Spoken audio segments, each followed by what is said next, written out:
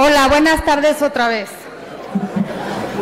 Soy Mariana Campero, directora general del Consejo Mexicano de Asuntos Internacionales. COMEXI es un centro de pensamiento independiente y apartidista que tiene entre sus objetivos el poder brindar una plataforma neutra de análisis, discusión y estudio sobre los temas que más afectan a México y al mundo.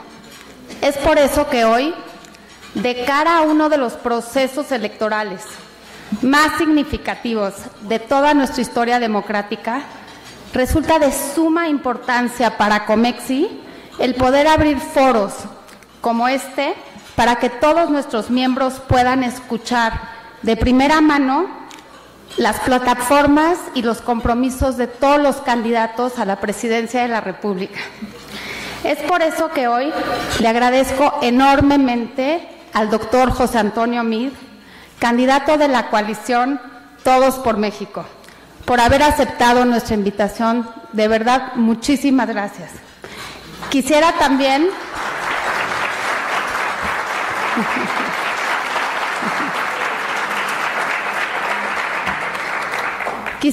agregar una cosa. Cuando el doctor Meade era canciller, fue una de las personas que más apoyó a COMEXI, por lo que también le quiero dar las gracias.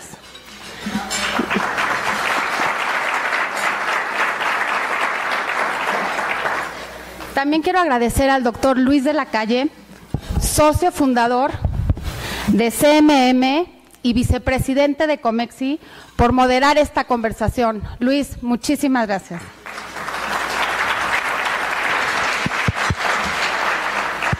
La dinámica de esta tarde consistirá en una presentación de aproximadamente 15 minutos por el doctor Meade, seguida de una conversación entre ambos invitados. Finalmente, abriremos el foro para sus preguntas y respuestas, y la idea y el objetivo sería terminar alrededor de las 4:30 de la tarde. Muchas gracias a todos por estar aquí. Gracias a nuestros miembros, a nuestros asociados corporativos, a nuestros asociados institucionales y a todos los amigos de COMEXI. Muchísimas gracias. Estoy segura que esta conversación será muy provechosa para nosotros. Doctor Meade, el foro es tuyo.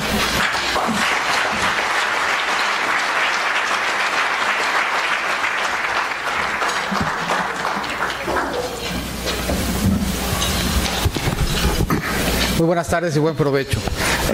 Más bien debiera de empezar agradeciendo yo el apoyo que he recibido siempre de COMEXI. Lo recibí como canciller, lo recibí en Desarrollo Social, siempre me he sentido aquí como en casa. Conozco y respeto a muchos de sus integrantes, y la verdad es que la política exterior de México en los primeros 3 años de la administración no se hubiera conducido de la misma manera si no hubiera sido por el apoyo, las sugerencias y el acompañamiento de sus miembros. Encontramos la forma de darle contenido a cada una de nuestras pertenencias al amparo de los diálogos que aquí tuvimos. Siempre encontraron la forma de acompañarnos en el diálogo diplomático, siempre encontraron la manera de sugerirnos estrategias y contenido en cada uno de los acercamientos, y hoy en este espacio quisiera yo empezar a agradecer. Y segundo, para mí es un privilegio que modere cualquier conversación Luis de la Calle. Entonces la verdad es que me siento muy contento y muy agradecido. Sin duda, para ustedes será una buena experiencia, no tanto por lo que diga yo, sino por lo que lo escuchemos decir a él. Quisiera hacer una presentación muy breve para un poco dar contexto de la elección, de la propuesta, de lo que está en juego, de los tiempos, de los calendarios, etcétera. 1. Se dice mucho, se piensa mucho que México siempre será un país en desarrollo, que no podemos ser potencia, que no podemos crecer, que no podemos trascender, que siempre estamos cerquita, pero hay algo que nos detiene. Y sin embargo yo estoy convencido que en esta elección y lo que en ella hay en juego es justamente el si podemos trascender y si podemos darle a esta leyenda urbana una visión diferente. Y si podemos consolidar al país en un rumbo distinto. Decía Mariana, y a mi juicio decía bien, sí es una elección fundacional. Se van a renovar 30 poderes locales, se van a renovar 9 gobernaturas en las que vive el 40% de la población, además de la presidencia de la República y los poderes federales. Nunca habíamos visto en México una elección de este tamaño. Nunca habíamos visto en México una elección tan participativa. Y nunca habíamos enfrentado en México 2 visiones de país tan diferentes. ¿Por qué y qué es lo que está en juego en términos de rumbo? Si nos fijamos en 1910 en el mundo, en el eje horizontal está el ingreso per cápita, en el eje vertical la esperanza de vida. Vemos al mundo concentrado cerca de este origen, con poquito dinero y con poca esperanza de vida. Y podemos ir viendo cómo va evolucionando México y el mundo para tratar de ahí de inferir algunas respuestas en el estilo que Comexi justamente nos enseña. Si empezamos a ver cómo avanza la Segunda Guerra Mundial, ahí está el periodo en México, el desarrollo estabilizador. Vamos a llegar a la crisis, bueno, ahí nací yo, que es bien importante, la crisis de 82, la crisis de 94, la recesión en el 2000, la crisis en el 2008 y el mundo el día de hoy. Varias cosas llaman la atención de este recorrido. Primero, la enorme dispersión.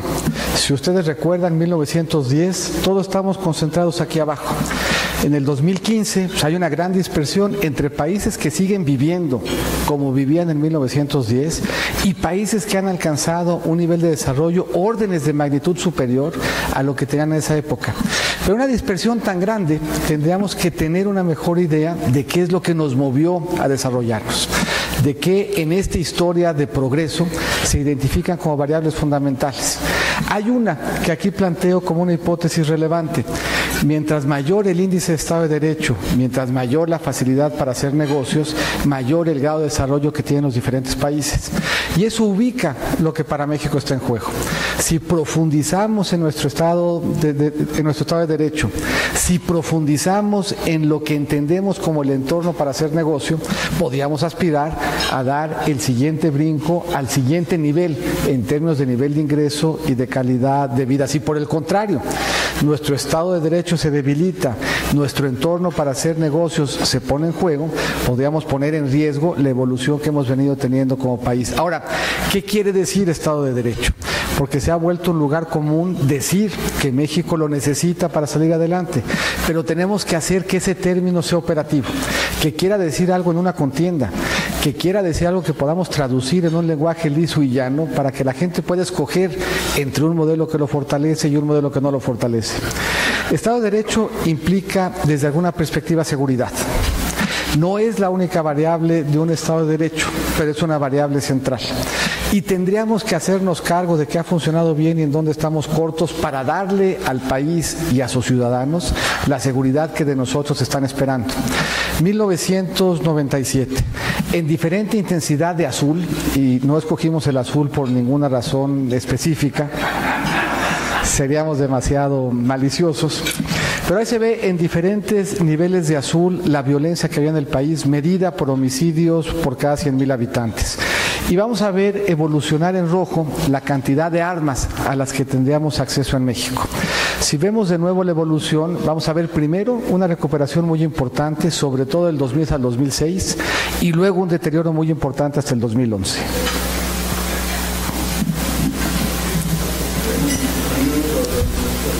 Nos paramos en el 2011, un gran fenómeno de violencia en el norte y en Guerrero, y un incremento muy importante en el número de armas producidas en los Estados Unidos.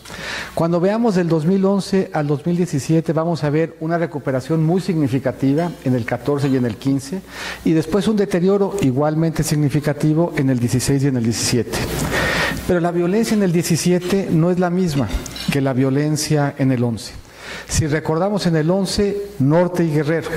Si vemos el 17, la violencia se movió hacia el Pacífico y hacia el sur. Guerrero sigue siendo un factor, pero el 20% del incremento en la violencia se explica por Colima, por Baja California Sur y por Baja California. Eso quiere decir, y está muy al centro de lo que Comexi hace y reflexiona, que algo estructural cambió entre el 11 y el 17 en términos de los determinantes de violencia, que muy probablemente tenga que ver con cambios en los patrones de comercio y narcotráfico, que nos mueve la violencia hasta las costas y a los puertos, a diferencia de la que teníamos, que nos movía hacia el norte, seguramente por carreteras. Algo pues cambió, pero algo no cambió, y es el acceso a las armas. En términos generales, cualquier estudio serio que vemos apuntan a que las armas es un tema sobre el que tenemos que reflexionar. Y esa reflexión alrededor de las armas es una reflexión de política exterior. Es una reflexión de contenido de diálogo, es una reflexión de inteligencia, es una reflexión de aduanas y de puertos. Y es un tema importante, según vemos, en términos de lo que estamos viendo evolucionar en materia de violencia, la que sigue. De 4 cosas tendríamos que hacernos cargo en una estrategia orientada a tener mejores elementos de seguridad. Una primera que no está ahí es una estrategia de prevención integral. Cada una de las dependencias en su actuar cotidiano tendría que asumir que en su interacción con el ciudadano hay un espacio de previsión, hay un espacio de prevención que debiéramos de fortalecer. Pero ya en materia de seguridad hay armas. ¿Cuántas? Se estima que entre 500,000 y 1.5 millones de armas. ¿Esto es mucho o es poco? El ejército guatemalteco tiene 150,000, el ejército canadiense 1.7 millones. En el rango más bajo tenemos 3 veces lo que el ejército guatemalteco, en el rango más alto casi lo que el ejército canadiense, y no tenemos una política de armas, por lo que no sorprende que las armas sigan jugando un papel relevante en la violencia. Tampoco tenemos manera de quitarle los recursos a la delincuencia organizada y a la corrupción, como habemos de ver más adelante. Hoy la extinción de dominio es una consecuencia de la responsabilidad penal. Eso quiere decir que yo tengo que acreditar el crimen, el delincuente y el vínculo entre la propiedad del delincuente, producto del delito del que lo acusé. Pues no hay manera. Y no hay manera, y lo hemos visto en 10 años, que no hemos podido aplicar la ley de extinción de dominios en perjuicio del patrimonio de ninguno de los delincuentes que hemos enfrentado. ¿Cómo funciona en el resto del mundo? Es un procedimiento civil que empieza el proceso, no lo termina como consecuencia. Delincuencia organizada o funcionario público que no puede explicar el recurso de su patrimonio lo pierde. Después se sigue el proceso de deslinde penal, pero partimos sobre la base de que pierden los recursos. Tercer elemento que parece obvio, pero que no lo ha sido en México. Necesitamos buenos policías. No importa el papel que juegue el ejército, no es su labor la seguridad pública. Inevitablemente tenemos que fortalecer nuestra policía. ¿Cuánto? El estándar internacional es 1.8 policías por cada 1,000 habitantes. Tenemos 0.8. Tendríamos que tener el doble. Ganando el doble y con una trayectoria de vida que les permite encontrar satisfacción en el trabajo policiaco. Pero todavía más importante, tenemos que tener un cambio en nuestras instituciones para que en México el mismo crimen tenga el mismo castigo. Hoy seguimos definiendo en México cada delito en el fuero común conforme cada estado a su leal saber y entender lo define. Y eso implica que no importa qué hagamos con la policía, que no importa qué hagamos con el ejército, que no importa qué hagamos con los ministerios públicos, en materia delincuencial vivimos en una torre de Babel. No nos ponemos de acuerdo siquiera en lo que entendemos por el delito que queremos perseguir. Pongo 2 ejemplos. El segundo estado del país en donde hay más prevalencia de la extorsión es Nuevo León. En Nuevo León la extorsión no está tipificada como delito. Y por eso nos sorprende que en Nuevo León haya más presencia de ese delito que en los estados que lo rodean. En el otro extremo del país, robo a casa habitación. Si vemos la presencia de robo a casa habitación en Jalisco, llama la atención que haya más que en Nayarit y con Zacatecas, hasta que se da uno cuenta de que en Jalisco se castiga con menos severidad que en Nayarit y que en Zacatecas. Eso quiere decir que si no nos ponemos de acuerdo de cuáles delitos, cómo los castigamos y cómo los investigamos, todo el resto de la reflexión y del debate pues no cae en un terreno fértil porque nos estamos quedando cortos en avanzar en el mismo lenguaje delincuencial. Segundo elemento vinculado con Estado de Derecho es corrupción. Y ahí otra vez tendemos a pensar que hay un tema cultural, tendemos a pensar que no hay nada que México pueda hacer para superarlo, pero cuando volteamos a ver al mundo, hay muchos países que tenían severos problemas de corrupción y que los resolvieron. Y los resolvieron haciendo países y jurisdicciones, para ser precisos, 5 cosas. Y las 5 cosas están al alcance de cambios institucionales que podríamos hacer en México. La primera, y muy importante, de nuevo recuperar lo robado. Igual que en la delincuencia organizada, con la ley de extinción de dominios actual es imposible y por eso hemos propuesto cambiarla. Segundo, igualmente importante, pero en el clima político casi imposible de hacer el punto. Los ministerios públicos tienen que ser autónomos. Nosotros insistimos en México en preguntarle al presidente o al candidato a presidente a quién va a meter a la cárcel. Eso presupone que el presidente está por arriba del Ministerio Público y que es la definición del presidente a quién se le aplica la justicia. En un país que tiene Estado de Derecho, todos somos iguales frente a la ley y el primero en someterse al control del Ministerio Público debiera ser el presidente.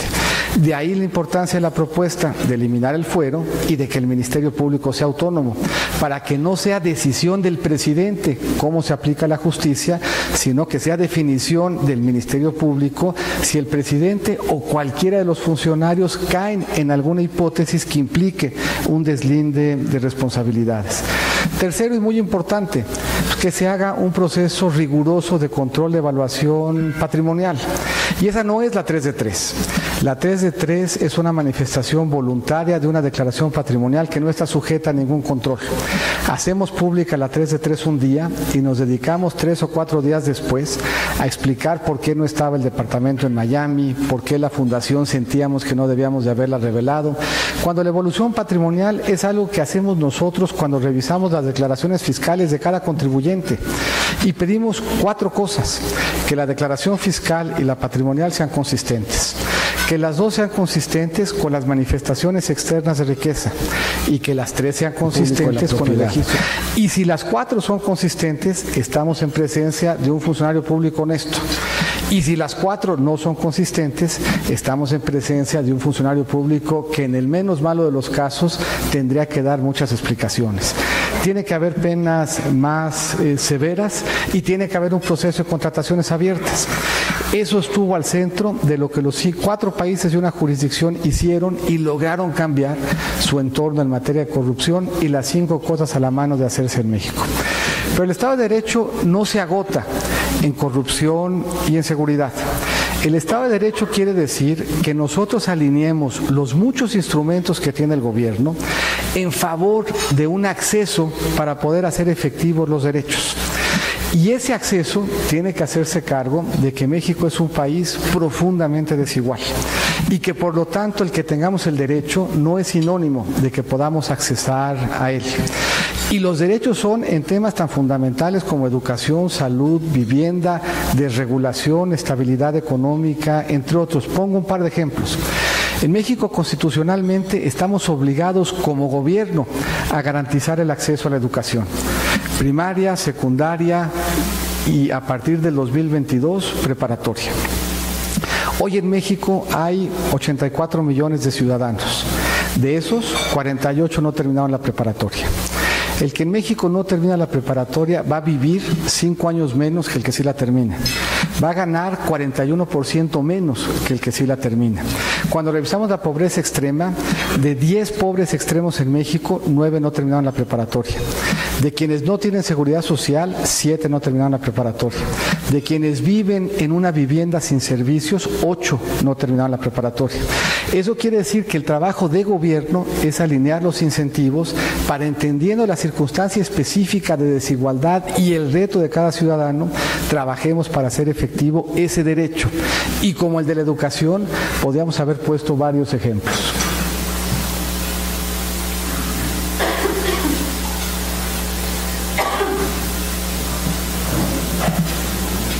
Bueno, este que me escogieron sabiamente implica justamente que las disposiciones legales sobre contenido nacional deben ajustarse a lo dispuesto en los tratados internacionales y acuerdos comerciales suscritos por México. Eso quiere decir que lo que diga Luis de la Calle es lo que tenemos que estar haciendo en materia. Ese es un artículo que pusimos en homenaje a él, pero pone de relieve, de nuevo, que lo que el país necesita es Estado de Derecho y que el Estado de Derecho tenemos que definirlo de manera muy amplia. La que sigue.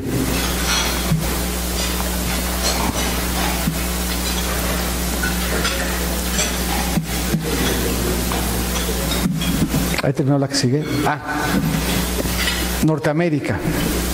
Y no se alcanza a ver bien. Pero Norteamérica es hoy una realidad de integración física, una realidad de integración logística, una realidad que el tratado dio lugar como agenda de inversión, pero una realidad que hoy ancla el tratado y no al revés. En 1994 el tratado ancló un proceso de integración. Hoy el resultado del proceso de integración desde alguna perspectiva ancla el tratado. Y ahí podemos ir viendo, conforme vamos adelantando en la presentación, cómo se ve el mapa de Norteamérica cuando le empezamos a poner más elementos de infraestructura. Aquí la idea no es mía, es de Parag Khanna, pero es el tema de conectografía. Ahí está Norteamérica. Prácticamente no se reconoce la frontera. Si nosotros revisamos toda la inversión en infraestructura alrededor de Norteamérica, nos damos cuenta que es esa infraestructura la que está anclando el proceso de integración comercial y la que está anclando la importancia del tratado y la que está anclando la importancia de que el tratado salga bien. Pero hoy no es el tratado lo que le da soporte al proceso de competitividad y de dinamismo norteamericano. Lo que le da soporte es lo que hemos hecho en los últimos 25 años en términos de desarrollar una infraestructura norteamericana. Ahora, México tiene una gran ventaja y tiene una ventaja que en Comexi entienden bien. Somos probablemente el país del mundo que tenga más pertenencias y por lo tanto que está en la posibilidad de convertir las pertenencias en un conjunto de oportunidades. Somos por geografía y por integración norteamericanos, pero somos también un país caribeño y eso quiere decir que tenemos acceso a uno de los recursos turísticos más importantes del mundo, con retos y oportunidades para México y para el Caribe. Somos un país centroamericano y eso quiere decir que si cambiamos la matriz energética de Chiapas, junto con Centroamérica podemos construir una gran historia de desarrollo. En Centroamérica vive tanta gente como Canadá y Centroamérica crece el doble de rápido. Con una matriz energética más moderna, ahí hay una gran historia de desarrollo. En México nos definimos como latinoamericanos y la Alianza del Pacífico es una región del tamaño económico de Alemania. Y si vinculamos a la Alianza del Pacífico a Brasil y Argentina, es el cuarto bloque económico más importante del mundo. En México somos parte de la región de Asia-Pacífico y el TPP-11, entre otros, nos anclan a una zona de gran competitividad y gran dinamismo. No solamente tenemos pertenencias geográficas, tenemos también pertenencias económicas y culturales. La más importante y la más notable es el G20. 3 veces al año, por lo menos, a alto nivel nos juntamos a discutir. Y la profundidad de la relación que tenemos con los países del G20 es muy desigual. En algunos casos muy madura y en algunos casos prácticamente inexistente. Un país del tamaño del nuestro debería tener una relación madura, por lo menos, con los países del G20. Desde alguna perspectiva, ser potencia media, potencia creativa, potencia inteligente, como quiera que uno la quiera definir, implicaría que esa gráfica, lo que hoy está iluminado en blanco, se iluminara en verde y que tradujéramos esa pertenencia económica en un espacio de oportunidades también para el país. La siguiente, esa es un poco la parte energética, pero ahí le estaré hablando al coro y quitándole a Luis espacio para hacer preguntas, pero con cargo a lo que se debatió ayer en el programa de Milenio, pues sí, francamente, el no apostarle a la energía como palanca de desarrollo sería absurdo. Les doy solamente un dato. Según la Agencia Internacional de Energía, de seguir la reforma energética con el ritmo que tiene, las 2 rondas potenciadas a 15 de aquí al año 2040, el sector energético tendrá capacidad de añadirle a nuestra economía el equivalente de lo que nuestra economía vale hoy. De ese tamaño es la diferencia entre el modelo que escojamos para desarrollar el país. En un camino, el modelo nos arroja la posibilidad de sumarle otro tanto a la economía de lo que tenemos hoy y en el otro modelo de perder esa oportunidad. Segundo tema que quería yo dejar sobre la mesa.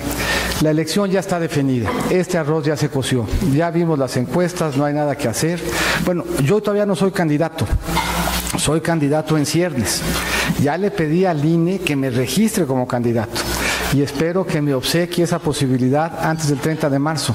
Pero eso quiere decir que todavía no empieza la elección, que todavía no empiezan las campañas y las elecciones se ganan en la campaña. Hace algunos años, a esta altura, ya habían empezado las campañas y de los 3 datos que tenemos, los 3 apuntan a razones de optimismo para considerar que esta elección no está definida. El que punteaba en el 2000 perdió. El que a esta altura punteaba en el 2006, por cierto, ya saben quién, perdió también. Y punteaba por más de lo que punteaba ahorita. Y el que punteaba en el 12 perdió 20 puntos entre el 30 de marzo y el día de la elección. Eso quiere decir que todavía no empieza la campaña y que por lo tanto la elección no está definida. Y que lo que estamos viendo hoy es top of mind y conocimiento, pero no estamos todavía en un proceso electoral. Apunto un par de elementos más en abono de generar espacios de convicción de que la campaña importa. Constitucionalmente hablando, la primera vez que cualquiera de nosotros va a poder salir masivamente a pedir confianza y voto es el 30 de marzo. Hasta antes de eso, estamos constitucionalmente impedidos de hacerlo. Ninguno de nosotros podría haber puesto un spot contrastando una propuesta o llamando al voto por nuestra alternativa. Eso empezará apenas hasta el 30 de marzo. Hoy estamos en este absurdo periodo de intercampaña. ¿Cuál era la lógica constitucional de la intercampaña? Pensando en privilegiar equidad, la intercampaña pretendía ser un espacio bautismal para que nada de lo que hubiéramos hecho en la pre-campaña tuviera impacto al principio de la elección. Estos 45 días estaban pensados para que se nos olvidara cualquier cosa que hubiera podido pasar en la pre-campaña. Y en la pre-campaña lo que podíamos hacer era hablar con simpatizantes y militantes en la forma como cada partido hubiera escogido procesar sus candidaturas. Y en teoría, hasta antes de eso, no podíamos haber dicho nada. Lo único que la Constitución preveía que dijéramos era que los partidos salieran a promover valores democráticos. Andrés interpreta la promoción de valores democráticos como promoción de su persona y se avienta 3.7 millones de spots. De a 3,000 pesos por spot son 10,500 millones de pesos invertido en su persona. Ricardo, correctamente, viendo lo que hacía Andrés, hizo lo mismo. Y como resultado de eso, tenía para el 14 de diciembre 1.4 millones de spots, 4,500 millones de pesos invertido en su persona. Nosotros no teníamos nada, nunca habíamos salido en un spot. El primero fue deseando Feliz Navidad, Juana y yo. Y fue tanto el éxito de Juana que seguimos deseando Feliz Navidad para febrero. Pero es un poco lo que pone de relieve es que la campaña no ha empezado y que las elecciones se ganan en la campaña. Siguiente elección, que yo creo que es bien relevante.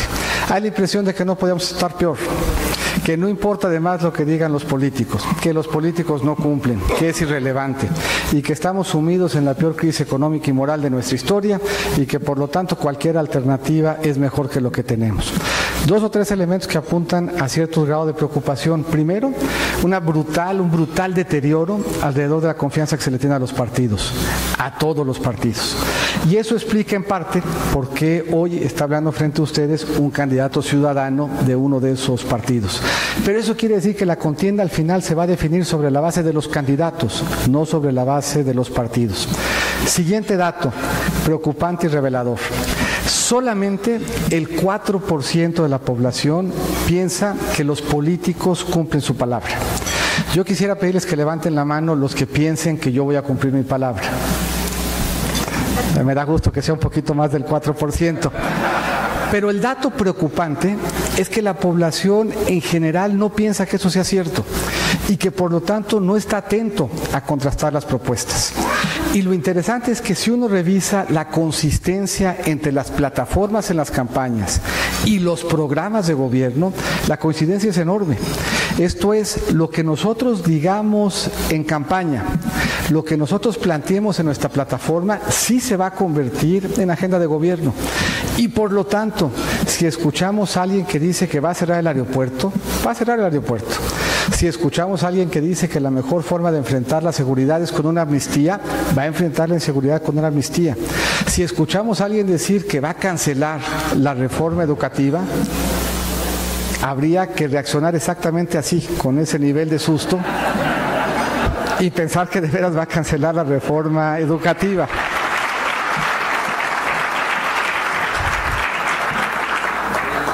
Y con esto termino. Sí, son 2 rumbos. Y son 2 rumbos diferentes. Y son 2 rumbos que implican para el país un destino diferente en prácticamente todas las variables que uno quiere escoger. La reforma energética para atrás o para adelante, la reforma educativa para atrás o para adelante, el cuidado de las finanzas públicas para atrás o para adelante, la atención en materia de seguridad con amnistía o con una política pública seria. Eso es lo que está en juego en esta elección, eso es lo que me motiva a mí a participar y eso me motiva a hacer algo adicional. Ayúdenos en Comexi a las propuestas, ayúdenos a la reflexión y ayúdenos a buscar que esta elección sea una elección que verse sobre propuestas en donde con todo profesionalismo y seriedad podamos ayudar a contrastar 2 visiones del país para buscar que sea esa visión del país la que al final determine el voto y no una circunstancia visceral, no reflexiva que nos lleve a equivocarnos. Muchas gracias y buenas tardes.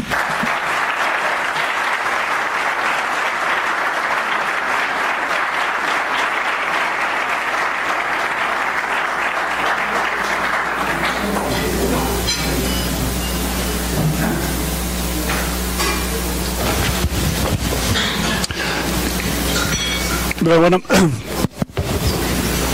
buenas tardes, ¿no sirve? ¿Ya? ¿Se oye? No.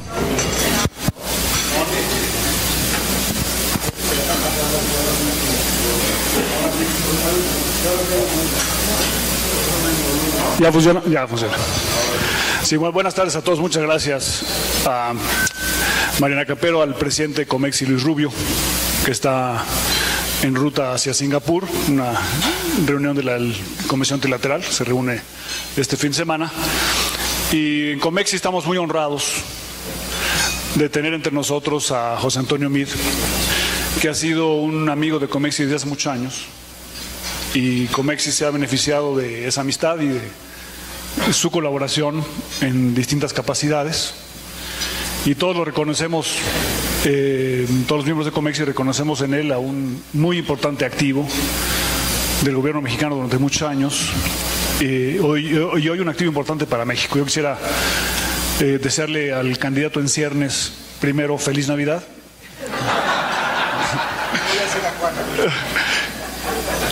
Y felicitarlo por lo voy a decir, el arrojo, la valentía y el compromiso con el país que significa ser candidato a la máxima magistratura del país. Nos honra mucho que lo hayas decidido hacer, José Antonio, y puedes contar en Comexi con un grupo de amigos que tratará de que esta elección sea una elección basada en argumentos, en contenido y en una visión de país. Entonces, si les parece, te haría algunas preguntas y después pasaríamos a hacer un par de rondas con el público en general. La primera de ellas es,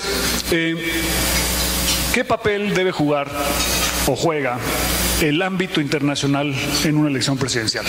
Generalmente los ciudadanos tendemos a vernos el ombligo, pero el ámbito internacional debe jugar un papel en esta elección. Uno de los secretos mejor guardados en México, porque en México tendemos discursivamente a decir que la política exterior es una política de Estado, la política exterior es una política de gobierno. Y los gobiernos tienen respecto a la política exterior diferentes actitudes. Y puede uno distinguir entre una política exterior, por ejemplo, de un gobierno priista, y puede uno poner un ejemplo casi clásico alrededor de cómo debe ser la relación con Cuba, por ejemplo, que de un gobierno panista, que desde el punto de vista de política exterior tiene una diferencia fundamental en cómo entiende la relación con Cuba, con Latinoamérica. Pongo un par de ejemplos porque es también amigo de muchos de ustedes.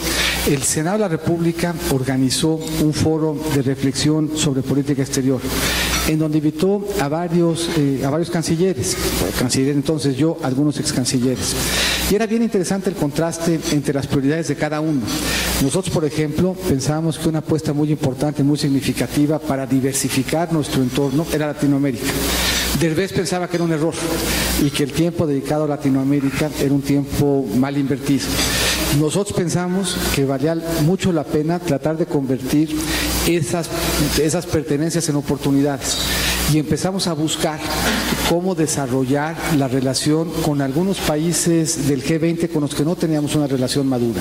Singapur siendo un ejemplo, no siendo G20 es permanentemente invitado, Turquía siendo otro ejemplo, y había quien pensaba que ese era un mal uso de los recursos escasos de la Cancillería. Esto es, la política exterior es también un elemento que debiera de llevarnos a reflexionar, y ahí también hay contrastes. Nosotros pensamos que la política exterior, no solamente por la oportunidad de haber servido en esa casa, es absolutamente fundamental para la prosperidad y para la seguridad de México. No hay un solo debate global en donde México pueda darse el lujo de estar ausente, ya sea migración, seguridad, drogas, comercio, desarrollo de mercados regionales. El tema que sea es un tema de impacto global en donde un país de nuestro tamaño tiene que estar en la mesa. Y hay quien piensa que la política exterior puede mandarse casi tan lejos como el rancho en Palenque. Allá hay una diferencia importante en cómo vemos el papel de México en el mundo y el papel del mundo en México. Y más allá de cómo lo veamos, ciertamente el entorno internacional y la incertidumbre que hoy el entorno internacional implica en la elección nos obliga también a tomar algunas definiciones. Está desde alguna perspectiva siendo cuestionado elementos que nosotros sentíamos centrales de nuestra política de desarrollo económico, por ejemplo, en materia de libre comercio. Y hay la duda, pues, de frente a la incertidumbre que hoy nos viene de fuera, cuál es la política que México debe seguir en materia de apertura comercial. Y hay quien piensa que ese es un elemento central, todavía más importante cuando vemos proteccionismo enfrente, y hay quien piensa que la mejor reacción frente al proteccionismo es más proteccionismo. Entonces yo creo que hoy, ciertamente, dentro de este contraste de política de gobierno en materia de política exterior, hay visiones muy encontradas respecto a cuál debe ser el papel de la política exterior en el desarrollo de México, y hay también visiones muy encontradas respecto a cuál debe ser la actitud frente a la cual México se presente en el mundo, en un momento en donde en algunas regiones del mundo se discuten valores que por mucho tiempo habían sido centrales en nuestra política de desarrollo. Un poco la esquizofrenia de la pertenencia como ventaja comparativa, ¿no? O sea, México tiene la enorme virtud de participar en distintos mundos y ver eso no como un problema, sino como una fuerte oportunidad. La pregunta es si al elector le importa, ¿no? Estos temas son demasiado... ¿Cómo compaginas esta importancia del México en el mundo? ¿Y cómo se lo dices al elector para que el elector diga, ¿sabes qué? Quiero este. Emmanuel Macron, en Francia, sus asesores le decían, no hables de libre comercio porque vas a perder la elección. No hables de la reforma laboral porque vas a perder la elección. Habló del libre comercio, habló de la Unión Europea, habló del mercado laboral y ganó la elección. Y yo creo lo mismo, y me parece por eso que tenemos que hacer una defensa de los temas en los que creemos, porque atrás de la política exterior y atrás de esos valores hay empleos, hay becas, hay consorcios de investigación con universidades, hay seguridad exterior, hay diagnóstico y diálogo sobre la migración en un país que recibe, que expulsa, que le repatrian, que es destino de migración. Esto es, la política exterior tiene un contenido que puede definirse en empleos y en la circunstancia particular como uno vive. Yo creo que tenemos que hacer de eso una parte relevante de nuestro debate. ¿Cómo nos vemos? ¿Nos vemos como un país cerrado al mundo o nos vemos como un país abierto al mundo? ¿Y qué implicaciones tiene en términos de las oportunidades que un país abierto al mundo puede construir respecto a las que un país cerrado al mundo puede construir? Y ahí un poco el mundo nos ofrece ejemplos interesantes. Ya no abundé yo en ellos porque Sergio me regaña y me dice que parece una clase de geografía, pero en ese desarrollo que vimos, pues, en donde habían 150 países en la gráfica, pues uno podría pensar que son muchos los factores que explicaban su desarrollo.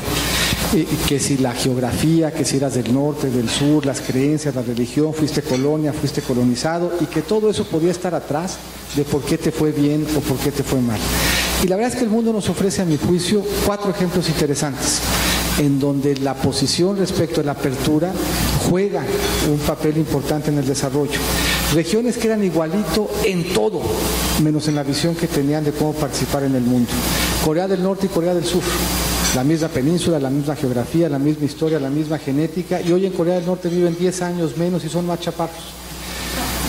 Alemania Oriental y Alemania Occidental. Uno podría haber argumentado que el modelo de desarrollo de Alemania Oriental, más intensivo en salud y educación, era superior. Y sin embargo, 6 años después de la caída del muro de Berlín, en Alemania Oriental se había casi duplicado el sueldo. Vietnam del Norte y Vietnam del Sur, mientras estuvieron separados, Vietnam del Sur creció 2 veces más rápido. La zona bolivariana, en donde compartimos hasta los días feriados, los mismos libertadores, todos estamos viendo la espada de Bolívar, cómo camina por el continente, y sin embargo, hoy Venezuela es 20% más chico que en 1977 y Panamá es el doble. Eso quiere decir que por arriba de cualquier espacio de afinidad geográfica, histórica, de recursos naturales, las reglas del juego y la actitud frente al mundo cuentan. Y que sistemáticamente el que se abre al mundo le va mejor que el que se cierra. Eso me lleva a otra pregunta relacionada con esto. ¿Qué hacer con China? ¿Qué política debe tener México con respecto a China? El gobierno de Estados Unidos anunció hoy en la mañana el resultado de una investigación sobre la sección 301 y anunciaron que van a imponer aranceles a $50,000 millones de productos chinos, y el Dow Jones va 2.5% abajo como resultado el día de hoy. ¿Qué piensa el candidato en ciernes Digo, para que no nos vaya a multar el IFE, ¿no? El INE, ¿verdad? sobre China y qué debe hacer México con respecto a China. El candidato en cierres lo que hubiera hecho es pedirle al COMEXI que fuera a sugerirle diferentes alternativas, pero si aventurara yo una posición que además fue la que normó el criterio de la Cancillería entre el 2012 y el 2015. China es la segunda economía más grande del mundo y lo más probable es que en algunos años sea la más grande economía del mundo. Y nosotros con China tenemos una relación que llama la atención cuando la contrasta uno con el resto de América Latina. China en México está subrepresentada. Tenemos una relación comercial importante, profundamente deficitaria, estructuralmente deficitaria, como la tiene todo el resto del mundo con China. La correspondencia en términos de política exterior de un país con el que tiene uno un déficit comercial es que reciba una inversión. Lo que le pasa a China con el mundo es que tiene un superávit comercial con todos y que con cargo a ese superávit comercial tiene un déficit en cuenta corriente que se traduce en que invierte en el resto del mundo, no en México. Por alguna razón que llama la atención y aventuro un par de hipótesis, China como inversionista está subrepresentado en México. Era muy difícil y muy probablemente indeseable que nosotros cambiáramos el patrón de comercio con China. Seguramente debíamos de hacer y tratamos de hacer el que se diera un mayor espacio de apertura. Se nos abrió en su oportunidad a carne de cerdo, se nos abrió en su oportunidad a tequila. Es una negociación con China que se da producto por producto y acá hasta Cecilio que le tocó batallar con esa relación y en el ánimo de esa apertura. ¿El embajador Ley? También. Por eso yo me siento apenado de hablar enfrente de los dos. Pero bueno, ¿qué sorprende de la relación con China? Que no tengamos una presencia de inversión en México. ¿Qué lo explicaba en alguna medida? Que no tenían presencia financiera, no tenían bancos en México, que no tienen un tratado libre de comercio, no podían participar en licitaciones en igualdad de condiciones, que no teníamos una buena conectividad que hoy hemos venido mejorando. Entonces, para poder tener con China una relación estructuralmente beneficiosa para los dos países, teníamos que cambiar la arquitectura de esa relación, empezando a nuestro juicio por la relación financiera. Si teníamos presencia de China en México en bancos, eso permitiría un mucho mayor acceso y capacidad de invertir en el país, que en su ausencia era difícil que se desarrollara. En mi impresión, más allá de la coyuntura de corto plazo, México tiene que tener una relación con China. México no puede darse el lujo de no tener una relación estructurada con la que hoy es la segunda economía del mundo y un día va a ser la primera. Y la relación que hoy tenemos con China es una relación parcial, fragmentada, en donde ni China ni México a fondo nos conocemos y nos reconocemos como aliados desde el punto de vista de tener un diálogo político permanente, de tener promoción, de tener protección y de tener cooperación. Yo creo que es una relación que para el tamaño de las dos economías es una relación que está todavía en su infancia y que sí deberíamos de buscar fortalecer.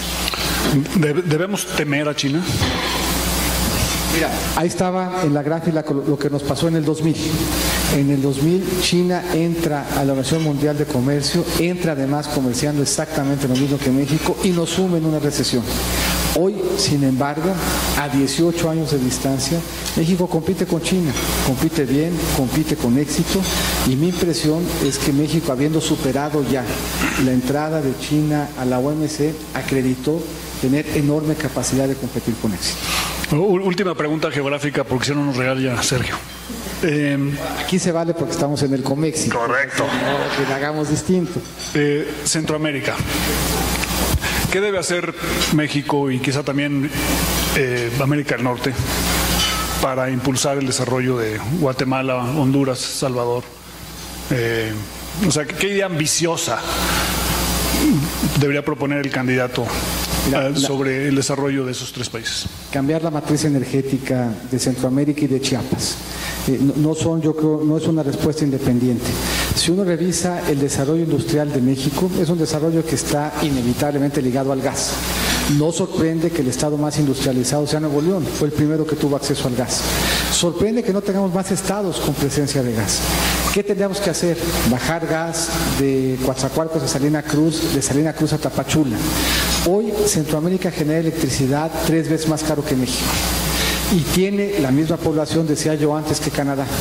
Si nosotros lográramos bajar los costos de generación de electricidad en el Triángulo del Norte. En el Triángulo del Norte, eso le podría dar una vocación manufacturera muy potente a Centroamérica y a Chiapas.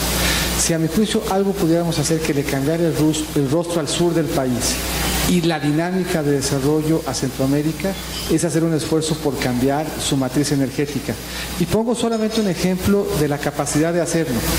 Cuando se hizo la reforma energética en México, tiene dos dimensiones, la parte de hidrocarburos y la parte de generación de electricidad. El primero que la aprovechó, sin pedirle permiso a nadie, fue un empresario guatemalteco.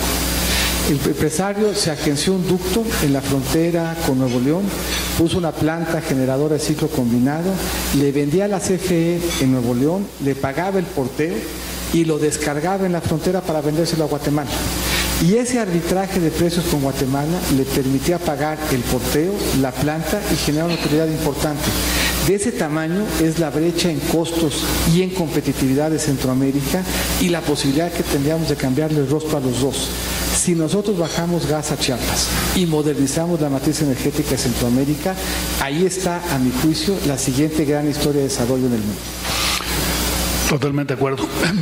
Las preguntas difíciles, si me permites, José Antonio. La primera de ellas, tú nos mostraste que uno de los principales causantes de la violencia en México es el exceso de armas. ¿No debería México endurecerse significativamente para desincentivar el comercio de armas entre México y Estados Unidos? Como, por ejemplo, castigar a las empresas que producen armamento en Estados Unidos, y no solamente a ellos, sino a sus proveedores, a sus consejos de administración, a sus bancos, a sus despachos de abogados, que le causan a México un daño de seguridad nacional. Mira, déjame dar un paso previo a hacer ese endurecimiento. Lo primero que tenemos que hacer es cuidar nuestras aduanas. Y yo me hago cargo de esa deficiencia. Yo fui 2 veces secretario de Hacienda. La segunda vez que fui secretario de Hacienda estaba, igual que la primera me dio menos tiempo, estaba absolutamente convencido de que Hacienda tenía que jugar un papel mucho más importante en los temas de violencia. Estaba convencido de que Hacienda había jugado un papel más importante en el dinero y estaba convencido de que Hacienda había jugado un papel más importante con inteligencia en términos de cómo enfrentar las bandas delincuenciales. Teníamos un reto muy importante para hacerlo. Hacienda vivía en papel y con 5 años de rezago. Cuando cualquiera de ustedes recibe una visita a la Secretaría de Hacienda, lo más probable es que lo esté haciendo por el ejercicio fiscal que venció hace 5 años. Y tenía cierta lógica. A los 5 años caduca la posibilidad de cobrar el crédito fiscal y por lo tanto el 100% de la capacidad hacendaria está en los créditos que están por fenecer. Pero con este mundo digital, la Hacienda puede moverse no en 5 años, sino en tiempo real y no en papel, sino con factura electrónica. Y eso le permite jugar un papel mucho más relevante con el conocimiento más profundo que hay de la economía real y la forma de brindarlo frente a la economía delincuencial. En esas reuniones de todos los lunes, pues nos dimos cuenta que parte importante del problema era de armas. Y en aduanas no teníamos un solo protocolo de armas. Lo empezamos a desarrollar y le pusimos un nombre a ese programa piloto que era absolutamente aspiracional. Se llamaba Aduana Impenetrable. Que después de que dejamos entrar 1.500.000 armas, pues la verdad es que no mandaba la señal aspiracional, pero no la realidad que tenemos. La impresión que se tenía en aduanas es que el comercio de armas no se da en camiones de carga, a diferencia de las drogas, sino que se da en automóviles particulares, con algunos puntos críticos de internación y con poco diálogo de inteligencia con Estados Unidos. Antes de empezar, o al tiempo de empezar con ese endurecimiento, lo menos que tendríamos que hacer son convenios de inteligencia en materia de internación de armas, aduanas que tuvieran capacidad de manera no intrusiva de hacer la inspección en los automóviles particulares e inteligencia mínima sobre los puntos de integración. Esto es, yo creo que México puede y debe ser más agresivo en su política de inhibir el comercio de armas en Estados Unidos, pero creo que lo puede hacer de forma más legítima y contundente si primero hace su trabajo en cuidar nuestras propias aduanas para evitar la internación. ¿Estaría el candidato a la presidencia a favor de la liberalización de las drogas, del mercado de drogas, como instrumento para reducir la violencia del país? Yo creo que el tema de las drogas tiene diferentes dimensiones y distinguiría yo en 2, porque me parece que el debate de drogas se ha centrado sobre todo en marihuana. Y el caso de marihuana yo creo que tiene 3 vertientes. Tiene una vertiente de libertad, tiene una vertiente de salud, en 2 vertientes a su vez, la parte de médica y la parte de la adicción, y tiene una vertiente de seguridad. Entre esas 3 vertientes, a mi juicio, en el caso de marihuana, la menos relevante es la de seguridad. Si ese fuera el caso, si la marihuana jugara un papel relevante en la dinámica de seguridad, deberíamos de haber visto una mejora sustancial en la inseguridad en México conforme se fue legalizando la marihuana en muchos estados de Estados Unidos. Hoy el grueso de la producción ya no está aquí, está allá. El grueso del trasiego ya no es en marihuana, es en otras drogas. Por lo que desde el punto de vista de seguridad, o el punto de vista de seguridad me parece que no es por el que habíamos que entrarle al debate de la marihuana. ¿Qué sí debía de pedir México? Consistencia. A mi juicio, el tema del narcotráfico y el de la marihuana, aunque no es yo creo el más relevante para seguridad, es un tema que rebasa la dinámica estrictamente local. Me parece que México no puede ser o no puede definir su política de drogas en aislado. ¿Qué es lo menos que deberíamos de exigir? Que se pongan de acuerdo en Estados Unidos. Lo que es absolutamente esquizofrénico es que tengas un gobierno federal que considera que el comercio y la producción de marihuana es ilícito y que tengas estados en donde sea lícito desde el punto de vista recreativo. Eso, para efectos de la utilización de nuestros recursos, que no necesariamente en inseguridad, es absurdo. ¿Qué debíamos de poner o qué debíamos de buscar? Pues ponernos de acuerdo, ya deja todo hemisféricamente, aunque sea con Estados Unidos, y que Estados Unidos se ponga de acuerdo entre nivel federal y nivel local para ver qué quiere hacer. Pero mi impresión es que el debate de la marihuana no es un debate que impacte seguridad. Sí, en su dimensión de salud, sí, en su dimensión de adicción.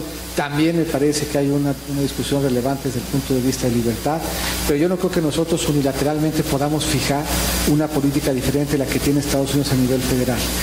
Y un poco la reflexión en términos de seguridad, y por eso puse énfasis entre el 11 y el 17, tiene más que ver con heroína, con cocaína y con metanfetaminas que con marihuana. ¿Cómo debe enfrentar el próximo gobierno de México a Donald Trump? Te voy a decir yo creo una cosa que va a llamar la atención, porque ha sido yo creo para el gobierno de México muy retante la posición de Donald Trump retórica y muy retante, muy complicada la posición desde el punto de vista comercial. Pero la relación con Estados Unidos lleva siendo muy complicada muchos años. Probablemente la época de mayor complicación se dio más allá de lo retórico y más allá de la incertidumbre comercial con el presidente Obama.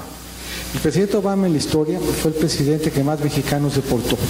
El presidente Bush y el presidente Clinton los regresaron muchos mexicanos, pues no los deportaron. El presidente Obama debe de haber deportado poco más de 3 millones de mexicanos. Es el proceso de deportación más masivo que hemos visto en nuestra historia, con un elemento adicional que generó gran presión en la relación. Esas deportaciones, como no era regreso, dejaba récord en el historial del migrante, que hacía imposible que volviera a tener una visa. ¿Cuál fue el impacto de esa decisión? Que tuvimos en México la reunificación de esos vínculos familiares. Hoy en México deben de haber más o menos 700,000 niños que están aquí con cargo a esa política de deportación, que son americanos. Lo que plantea, a mi juicio, un problema grave para México y para Estados Unidos. Son niños que a los 18 años es muy probable que regresen a Estados Unidos y que se sientan maltratados e incomprendidos por dos gobiernos. Uno que lo sacó de su país y lo mandó a un país extraño. Y el otro que, siendo un país extraño, no tuvo la capacidad de integrarlo. Todo esto para decir que esa relación muy complicada la enfrentamos por la vía de ampliar los circuitos de diálogo. Se parece un poquito a lo de China, y ahora te digo por qué. Si nosotros solamente hablamos con Estados Unidos de migración, en una relación que era bien desgastante, como ahorita solo estamos hablando de comercio, corríamos el riesgo de frustración de los dos lados. ¿Qué tratamos de hacer? Hablar de muchos temas a muchos niveles y con muchos interlocutores. Y el resultado fue que cada vez que nos encontramos con Estados Unidos en esos 3 años, la agenda tenía mercados regionales energéticos, la agenda traía agua, la agenda traía migración, traía seguridad, traía becas, traía estudiantes, traía una gran variedad de temas que le permitían darle realce a lo mucho que México y Estados Unidos hacen diario. Pongo un ejemplo que siempre me ha parecido interesante. Se inauguró en esos 3 años un aeropuerto binacional. Desde el punto de vista de la relación entre ambos países, es un tema vital, estructural, fundamental, del que no estamos enterados ninguno de los dos gobiernos. Fue el sector empresarial el que le echó a andar, lo consensó y consolidó un proyecto que cambia. Altamente exitoso ahora. Buenísimo, una gran idea. Pero un poco lo que pone de relieve es, con Estados Unidos lo que debemos de buscar siempre es que la relación no solamente sea de gobierno federal a gobierno federal. Tiene que ser una relación entre todos los niveles de gobierno, en donde jueguen los empresarios, juegue la academia y en donde entren en juego todos los diálogos. Y eso es lo que nos va a permitir sortear lo que muy probablemente nos pase con Trump y con cualquier otro presidente de Estados Unidos. Con Trump es comercio, con Obama fue migración. y fue un tema bien complicado de enfrentar. Con Texas era la pena de muerte. Siempre va a haber un irritante grave en la relación con Estados Unidos. Y eso, a mi juicio, obliga a que México diversifique su diálogo, diversifique sus niveles de instancia, pero lo que nunca puede diversificar México es una posición digna, valiente, decorosa, frontal, defendiendo nuestros principios y nuestros intereses. ¿Cuándo sería el tiempo óptimo para terminar la negociación del Tratado de Libre Comercio de América del Norte? Hay mucha cobertura el día de ayer y de hoy en los medios de que la negociación puede ser inminente. Depende un poco de qué quieras decir tú por terminar. Si por terminar quieres decir tú que se finalice un acuerdo que sea benéfico para las tres, cuando sea. O sea, yo creo que si nosotros somos capaces de acordar con Estados Unidos una negociación que redunde en beneficio de las tres partes, el calendario electoral no debería ser un calendario que jugara en eso un papel. Yo he dicho mucho, yo lo reitero en frente de Luis, porque en cada evento de precampaña al que fui, tuve diálogo empresarial, todo el mundo me preguntaba por el Tratado de Libre Comercio y lo que yo pensaba. Yo creo primero que se puede actualizar, que se nos volvió viejo, que hay áreas de oportunidad enormes para hacerlo mucho más vigente y que teníamos el mayor conocimiento, talento en materia de poder construir una buena negociación en México que en ninguna otra parte del mundo. Y eso, entre otros, es un reconocimiento a Luis de la Calle y a su trayectoria. Si nos ponemos de acuerdo en un buen acuerdo, la verdad es que cuando sea, más allá de lo electoral, es un buen momento para entrar. Si es un mal acuerdo o si la decisión es terminarlo, yo creo que eso sí tendría algún impacto electoral, difícil de pronosticar en el sentido de la dirección, pero sería un tema que llevaría a que la relación y el tema del libre comercio entrara de lleno al debate electoral, para bien o para mal. Dos preguntas últimas y luego ya pasamos a... México, hay muchos agravios de muchas naturalezas que hieren profundamente a la sociedad y hay personas que han sugerido que para enfrentarlos, para establecer un esquema que nos permita seguir adelante, sería bueno tener una comisión de la verdad que incluya intervención de organismos internacionales. Ha sucedido en varios países, algunas veces con éxito, otras veces menos éxito. ¿Qué reflexión te lleva? Yo estoy absolutamente en contra. Y me parece que sería una capitulación de la capacidad que tenemos los mexicanos. En materia de política exterior, y ahí hay yo creo algunas otras diferencias fundamentales, había dos escuelas. Había una escuela que pensaba que México solamente iba a cambiar por la presión que le viniera de fuera.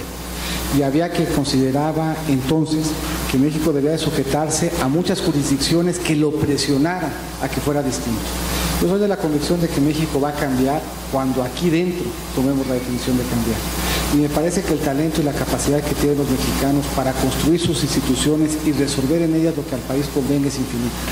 Y me parece que pensar que México no tiene capacidad de construir instituciones en las que tengamos confianza, de construir procesos de investigación que den tranquilidad y que generen buen consenso, que en México no tenemos gente e instituciones capaces de resolver y de enfrentar con profunda convicción los problemas que tenemos, ese día implicaría renunciar a la convicción de que México es y puede ser una potencia. Yo creo que México va a cambiar y estoy seguro de que vamos a conducir ese cambio cuando lo asumamos como una vocación interna y no como resultado de una presión que nos venga de fuera. Y bueno, última pregunta. Esta vocación interna está relacionada en mucho, creo yo, con la participación ciudadana. No solamente el gobierno, ¿no? Sino se requiere de una amplia participación ciudadana. Ha habido elecciones muy importantes en los últimos 3 años alrededor del mundo en el que aparentemente los electores han preferido votar para atrás. Y en todas ellas la participación ciudadana ha sido relativamente baja. El caso de Francia es el opuesto. Emmanuel Macron ganó no solamente porque fue ambicioso, sino porque votó el 80% de los franceses. ¿Cómo podemos lograr que un número muy grande, bueno, quizá ustedes tengan una estrategia inversa de minimizar la participación? ¿Cómo podemos lograr que haya un masivo participación ciudadana el 1 de julio? Hablando. A ver, yo soy secretario de Hacienda, soy más o menos bueno para los números, y eso quiere decir que estos números que les presenté aquí, pues no eran sorpresa. Yo el 14 de diciembre sabía que Andrés Manuel era en su tercera vuelta, y que tenía un nivel de conocimiento enorme. Y estaba convencido de que nada peor podía pasar para el México que yo quiero para mis hijos que gane Andrés Manuel. Me parece que cada una de sus propuestas tiene el potencial de ser enormemente destructivos.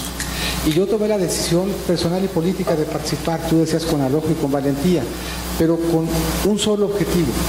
Y ese objetivo era que mis hijos supieran que frente a lo que yo creo que es un riesgo para el país, yo hice todo lo que podía y todo lo que estaba en mis manos para evitarlo. Estoy cierto que eso va a ser suficiente, porque estoy convencido de que tengo y que voy a ganar. Pero me parece que esa participación ciudadana debiera ser de todos. Aquí lo platicamos un poco en la mesa y yo lo hago extensivo. Yo quedé horrorizado de la entrevista de ayer y quedé horrorizado de la definición que tomó hoy. ¿La de Adela? No. La de Adela estuvo a toda mano. Esa fue una gran entrevista. La de Milenio, se refiere a la de Milenio para los que no hayan visto la televisión. A ver, en donde con toda la claridad dijo que va a cerrar el aeropuerto, echar para atrás la reforma energética, que él escoge qué contratos sí, cuáles no, que va a dar una amnistía.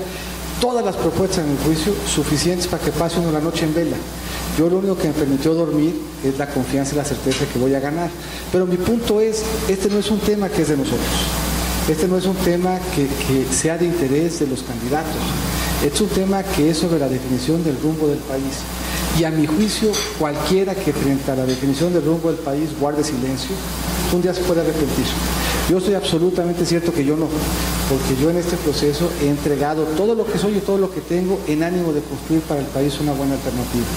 Pero a mi juicio, y dado lo que está en riesgo, ojalá sean muchos más los ciudadanos que participen en la reflexión, en el debate, en la dinámica y en tratar de generar conciencia de que estamos escogiendo el rumbo que el país tomará las siguientes generaciones en el que van a vivir nuestros hijos y nuestros nietos.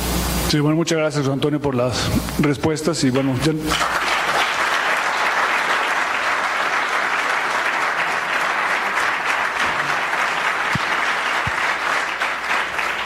En Comexi ya teníamos muy claro la capacidad del doctor José Antonio Meade y bueno, confirmadísima como esperábamos, por supuesto. Vamos a hacer 2 rondas de 3 preguntas. Les voy a pedir que sean preguntas, no editoriales, que se identifiquen y que sean cortas.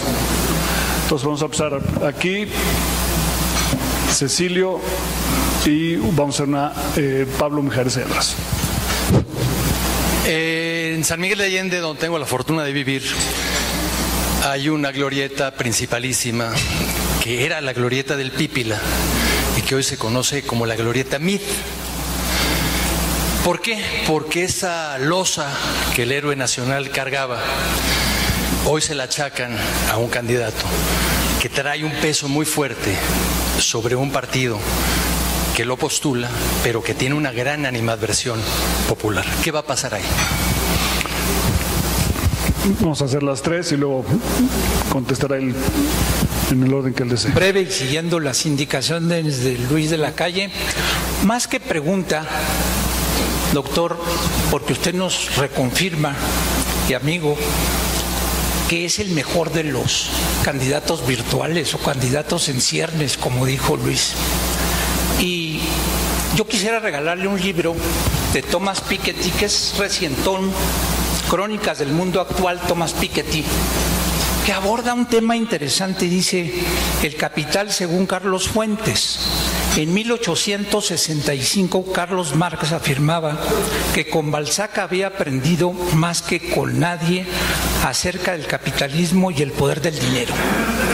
En 2014 estaríamos tentados a decir lo mismo, solo que con un cambio de autores y países. En La voluntad y la fortuna, magnífico fresco de Carlos Fuentes, publicado en 2008, pocos años antes de su muerte, traza un retrato edificante del capitalismo mexicano y de la violencia social y económica que surca a su país.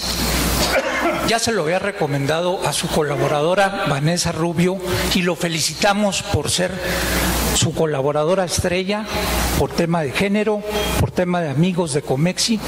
Le quiero regalar el libro. No voy a hacer pregunta, nada más reconfirmar que es el mejor de los candidatos, con grandes saludos. Miguel Ángel Orozco, ex embajador de México. Felicidades. Sí, por favor. Ahí está Pablo, perdón. Buenas tardes. Seré más breve. Pregunta, sobre todo. Sí, bueno. Quiero sintetizar una frase, José Antonio, que yo creo que es compartida por mucha gente en esta sala y por muchísima gente que está fuera de ella, que se reduce a qué lástima que no eres candidato independiente. Siempre has dicho y has hecho lo correcto en toda tu vida, pero ahora lo dices desde el templete equivocado. ¿Cuándo viene el deslinde con el pasado reciente del partido que te postuló, por no decir ya el pasado más lejano? Pero un deslinde real, inequívoco, sin lugar a dudas, y no uno abstracto, genérico y vago. Y finalmente te preguntaría, ¿por qué no dijiste los voy a hacer míos en lugar de decir háganme suyo? Me gustaría una reflexión tuya. Mira, yo creo que la pregunta de Cecilio y de Pablo es más o menos consistente, porque quería ganar. Y hoy se ve en las alternativas cuánto vale el independiente y cuánto vale el candidato de un partido. Y el independiente pues vale 3 o 4 puntos y el candidato de un partido vale 25. Entonces mi aspiración a participar en esto no era una aspiración testimonial, era una aspiración para ganar. El PRI en agosto dice, frente a la crisis de confianza, yo me abro para que el candidato sea un ciudadano. ¿Qué es lo que tendría que hacer un candidato que aspira a ser candidato de un partido? Ir a pedir que le den su apoyo. Es un partido que tiene 70 años, es un partido que tiene historia, es un partido que tiene aciertos, es un partido que tiene costos, es un partido que ha tomado buenas decisiones, es un partido que ha tomado malas. Entre las buenas, a mi juicio, abrirse a un ciudadano. Y esas son las 3 alternativas que hay. Yo presentaba ahí cuál era el grado de confianza que se tiene en los partidos. 0. La gente no confía en los partidos, pero los partidos son vehículos para participar en la democracia. La gente va a votar por los candidatos. Si yo convenzo como candidato voy a ganar, y si no, no. Pero no va a quedar con las ganas de haber participado en términos de presentar una buena alternativa para el país. Y ahí en la campaña habrá oportunidad de hacer esas reflexiones. El que va a gobernar es el candidato. El que va a hacer sus propuestas es el candidato. El que acredita 20 años de trayectoria honorable es el candidato. El que acredita 5 secretarías entregando buenos resultados es el candidato. Si uno revisa, por ejemplo, el contraste en las listas, por solamente poner un ejemplo, hoy se nos critica la inclusión de Jimena Puente, comisionada de transparencia, cuando del otro lado tienes a Néstora, que ha sido encontrada culpable de secuestro y de homicidio, o a Napoleón, que fue prófugo de la justicia. Entonces, yo creo que habría que hacer alguna reflexión, porque las 3 alternativas son claras. Y aquí nadie en los partidos tiene el monopolio ni de la virtud ni del vicio. Con un elemento adicional que a mi juicio es bien importante de reflexionar y que nosotros lo vamos a hacer en la campaña. Aquí hay muchos que fueron servidores públicos y muchos que fueron servidores públicos honorables y que entregaron su vida a esa vocación. Si nosotros seguimos denostando a los partidos y al servicio público, nos vamos a quedar sin militantes y sin servidores públicos honorables. Lo que sería una pena porque este país los necesita. Y si nosotros no podemos distinguir entre un buen servidor público y un mal servidor público, entre un militante honesto y un militante deshonesto, le estamos haciendo flaco servicio a la política y le estamos haciendo flaco servicio al país.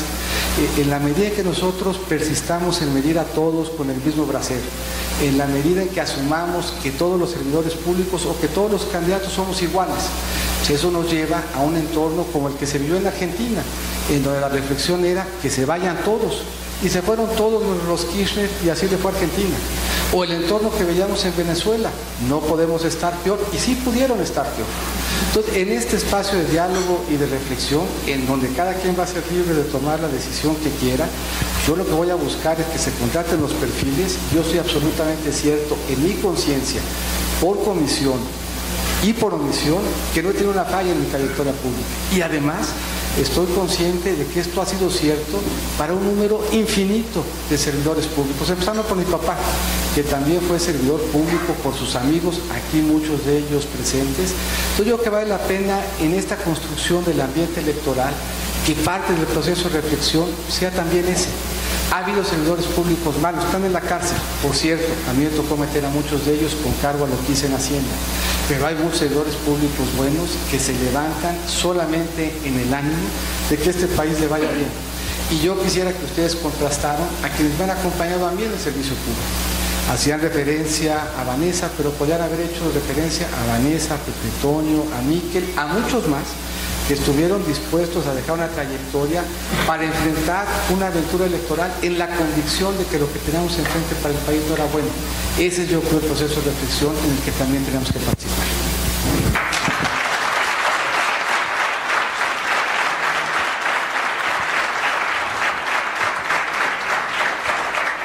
Creo, aquí Toño tenía una pregunta acá, ¿no? ¿Tenías una pregunta, Toño? Y luego Tere Cantú. ¿Alguien más? No sé cómo te llamas atrás, la corbata gris. Juan Pablo, por favor, adelante. Me quiero referir nada más a un tema que creo que es muy importante. Los valores de los mexicanos. Me refiero a la cultura social de este pueblo. Porque si hablamos de corrupción, creo que tenemos mucho que ver con lo que pasa en las familias y lo que pasa en los negocios. Y ese tema, no sé qué podemos hacer para que México se desarrolle desde el punto de vista social y moral. Aquí, por favor, con Tere Cantú.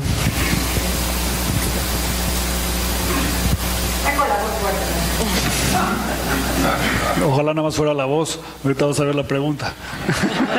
Es que para que no vinieran con el...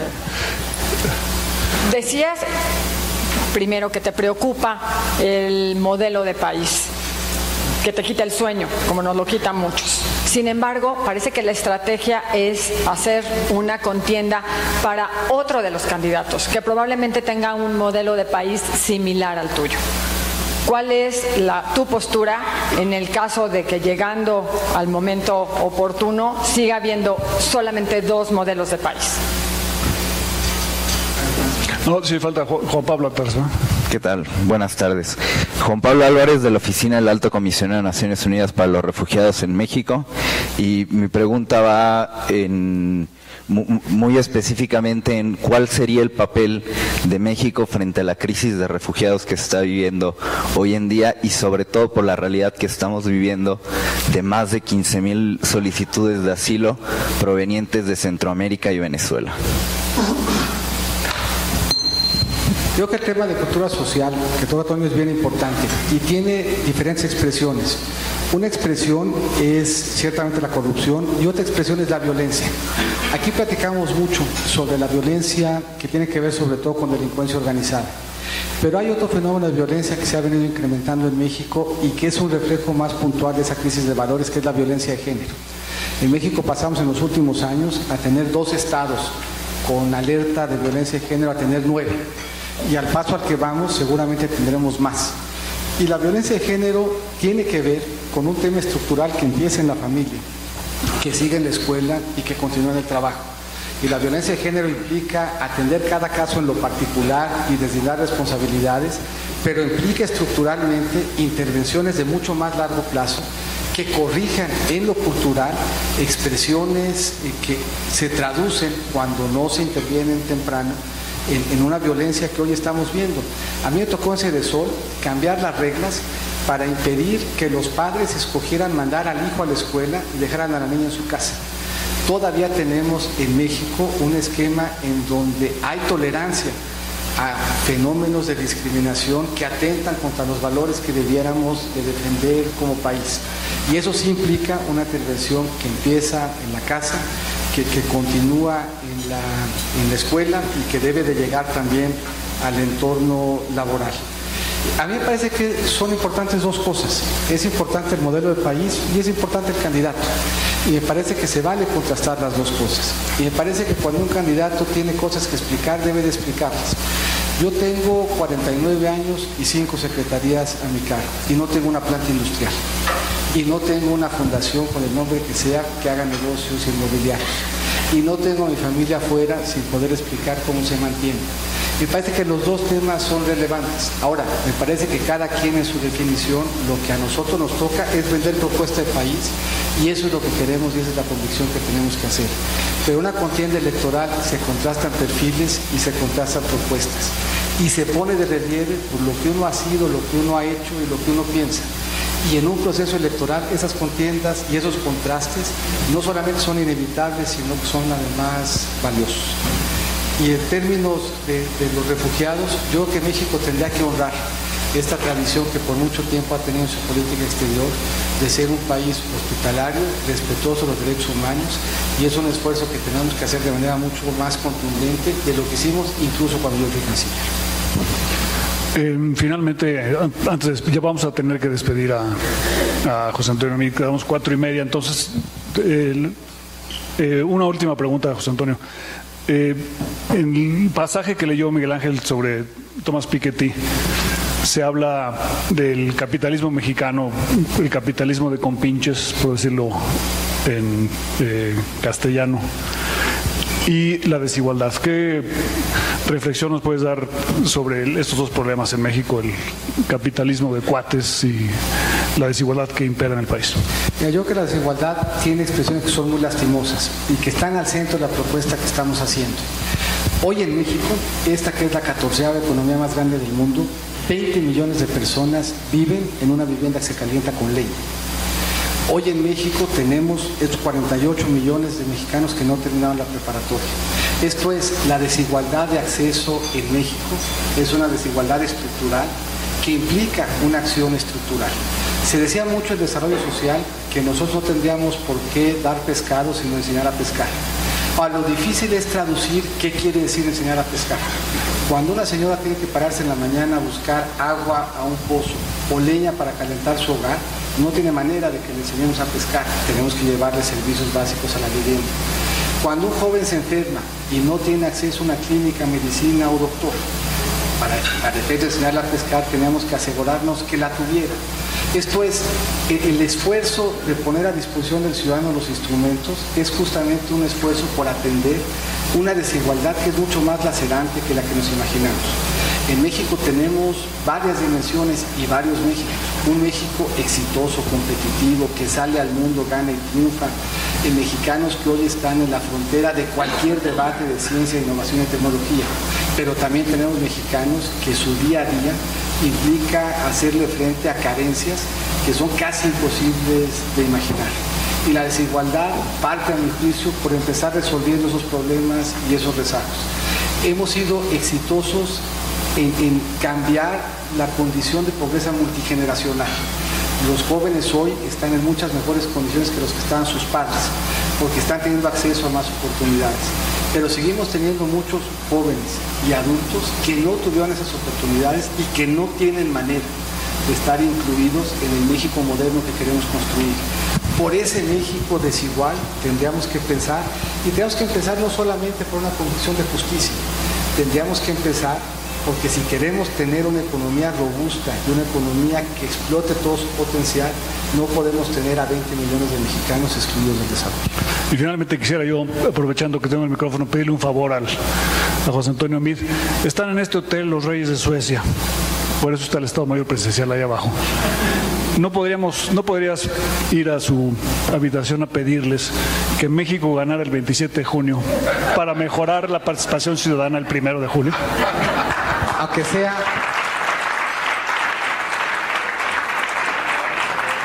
que le den el Nobel a Del Paso, y con eso seguro ya nos pondríamos igual de contentos. Muchas gracias por haberme escuchado. Muchas gracias,